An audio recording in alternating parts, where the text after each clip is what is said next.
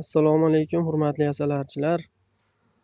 Bugun 2026-yil 22-fevral sanasi soat 12lar atrofi. Arilarimiz juda ham yaxshi ishlayapti. Havo harorati 15-20 gradus atrofida. Vodiy sharoitida ham gulchanglar juda ham yaxshi kelishni boshladi. Arilar zavq va shavqqa to'lib ishlashni boshlashdi. Arilarga yaxshigina gulchang kelib turibdi. Bundan buyog'iga havo yaxshi isib tursa, tuxumlarni ham anchagina ko'paytirib, yaqin 10-15 kun atrofida arilar soni anchagina ko'payib qoladi. Bugun ko'pchilik yosh asalarichilar uchun bir qiziq bo'lgan savol haqida video olmoqchi bo'lgandim. Xo'p, bu nima desak, bu ko'pchilik boshlovchilar uchun yangi asalar oilalarni sotib olish haqida. Xo'p, biz yangi asalar oilalarni sotib olishdan oldin nimaga e'tibor berishimiz kerak? Nimalarga e'tibor berishimiz kerak? Shu haqida ozgina video olmoqchi edim. Xo'p. Biz asalar paketlarini sotib olishdan avval uni telefonda zakaz bermasligimiz kerak iloji boricha. Bir xilgi paketchilar bor. Uyingizgacha dostavka qilib beramiz deyishadi. Endi ularga ham tirikchilik, shu biznesi, lekin ularni yomonlash emas maqsad.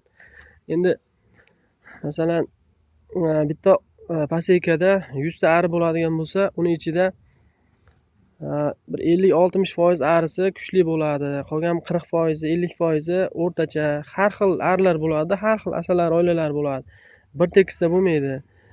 Endi yangi boshlovchilar qanday olsa bo'ladi? O'sha paket asalar oilasini sotadigan odamning uyiga borib, kim sotsa, borib o'sha arilarni o'zi ko'rib, u borishdan ham avval o'sha o'zini hududida ari boqadigan bir eskiroq, bir tajribali asalarchilardan so'rab, va o'sha hududga qaysi asalar oilalari mos keladi, qaysi zotlar yaxshi asal yig'adi, qaysi zotlar to'g'ri kelishini bir anig'ini bilib olish kerak. Shunga qarata ish boshlash kerak. Xo'p, siz qaysi zotligini bilib oldingiz. Xoh Karnika, xoh Karpat, xohlasangiz Bakfas. Qaysi zot sizga to'g'ri kelsa, o'sha sizni sharoitingizga, o'shanga qarata zotni tanlang. Keyin o'sha ari sotadigan odamning uyiga o'zingiz boring, yashiringizni olib, yo bo'lmasa paket olib borib ko'ring, ari oilalarini kuzating. Mana litoglaridan kuzatsangiz bo'ladi. Birinchi o'rinda arilar qay darajada uchib chiqyapti? Ular tezlik bilan uchib ko'p gulchang tashiyaptimi? Yo uni uchish kammi? Shunisiga ahamiyat berish kerak. Keyin oilani ochib ko'rish kerak. Oilani ochib, ular qay darajada jahldor. Siz ochganingizda agar ko'p arilar endi bitta ikkita tashlanishi mumkin, lekin ba'zi oilalar juda chaqqich bo'ladi. Unaqa oilalardan tanlamaslik kerak. Ayniqsa yangi boshlagan odam unaqa oilaga to'g'ri kelib qolsa, juda qiynaladi. Xo'p, siz oilalarni ochib ko'ryapsiz. Uni masalan necha ramkada o'tirganligiga ahamiyat berish kerak. Necha ramkada o'tiribdi? Masalan, hozirgi kunda bir 5 ramka to'la o'tirgan arilar fevral oxirida yaxshi arilar desa bo'ladi. Kuchi yaxshi anchagina. 2 ramka, 3 ramkada o'tirgan arilar endi ular kuchsizroq. Ularning kuchsizligiga sabab ularning matkasi farq qiladi qolgan oilalardan. O'sha oilalar ham bir sezonni o'tkazganda, o'tgan yil 25-sezon o'tgan, 25-yilgi sezon. Agar kuchli matka bo'lsa, bir sezon davomida yaxshi tuxum qo'yib, yaxshi asal berib, yaxshi kuchayib ketadi.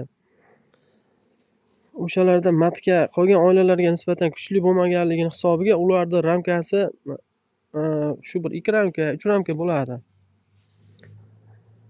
Siz iloji boricha o'sha tanlagan oilangizda ramkalar soniga ham e'tibor bering. Arilar 5 ramka zich o'tirgan bo'lsa, demak bu o'tgan yil zo'r ishlagan, yaxshi tuxum qo'yib, qishga yaxshi kirib ketgan. Shularga ahamiyat berish kerak. O'shanda siz yutqizmaysiz.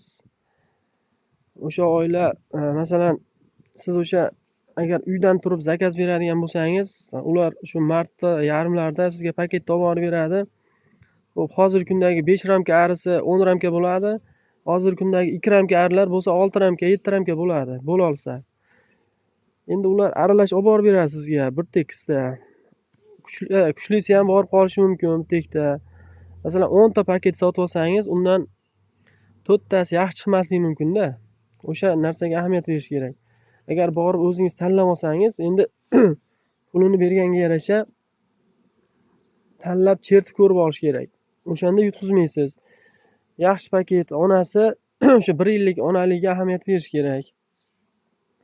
O'tgan yil yaxshi ishlagan baquvvat oila bo'lsa, sizga mana 2026-yilda ham 1 yil ishlab berish mumkin-da. Keyin uni onasini 27-yilda almashtirishingiz mumkin. Agar siz slabiy paket oilasini agar sotib olsangiz, bu ari kuchayib ketishi qiyin bo'ladi. Siz sezonda yaxshi asal ola olmaysiz. Qiynalasiz. Keyin ular o'sha matkasi yaxshi bo'lmaganligini hisobiga ozgina ishlaydi-da, siz aytgan 10 ramkaga chiqa olmaydi. Tuxumni u darajada ko'p qo'ymaydi boshqa matkalarga nisbatan. Shunisidan yutqizasiz. Shuning uchun maslahat, endi birovni yomonlash emas, birovni orqasidan gapirish yo birovni biznesini o'ldirish emas u, lekin asosan yosh arilar uchun, arichilar uchun-da endi bu narsa. Shu narsaga ahamiyat bersa mana kuchli oila deyish mumkin bo'lgan oilalar mana ishlashi.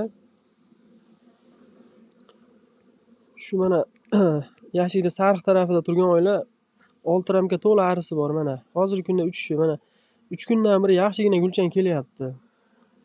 Endi mana bu tarafdagi mana bu sariq oilani ko'ramiz mana. Buni uchishi bilan uni uchishini farqi bor mana. Bunda bitta ikkita uchib chiqayotgan bo'lsa, unda ari to'xtagani yo'q. Demak, undagi matka kuchli, ari soni ko'p, shuning uchun ular jadal rivojlanyapti. Shunaqa maslahatlar, maslahatchilar.